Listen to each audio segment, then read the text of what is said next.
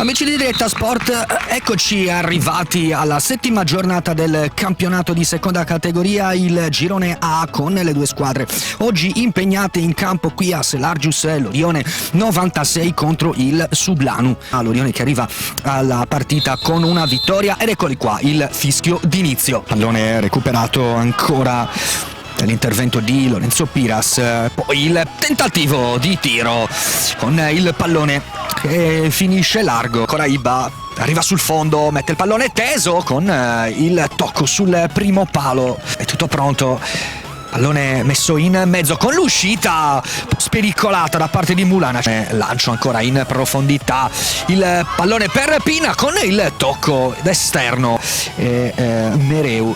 Intanto c'è il pallone in mezzo alla linea di rigore con il colpo di testa perfetto da parte del capitano della Orione, con il gol di Davide Pina che va a sbloccare il match.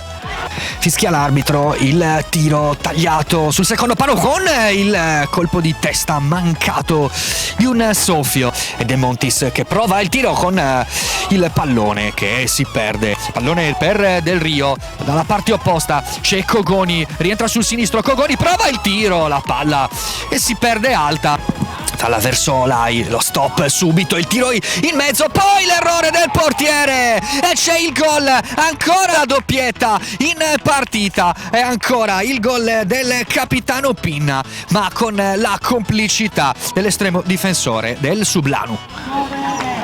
Ancora Skoric, l'apertura, il taglio proprio per Pirroni, palla in mezzo, Pirroni, palla dalla parte opposta, ancora Pinna, la rimette in mezzo con il pallone che finisce fuori. Palla tagliata sul primo palo, il colpo di testa ancora di Pinna.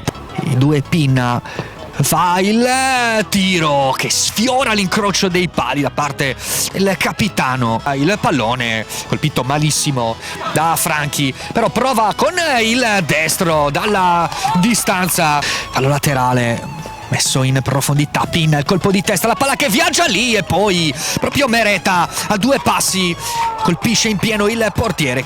Palla ancora all'indietro, lo stop per il tentativo di Del Rio, poi il tiro. Arbitro che guarda il cronometro e decreta la fine della partita. L'Orione 96 torna all'appuntamento con la vittoria e batte il Sublanu per 2-0, regge la doppietta nel secondo tempo del capitano Pinna.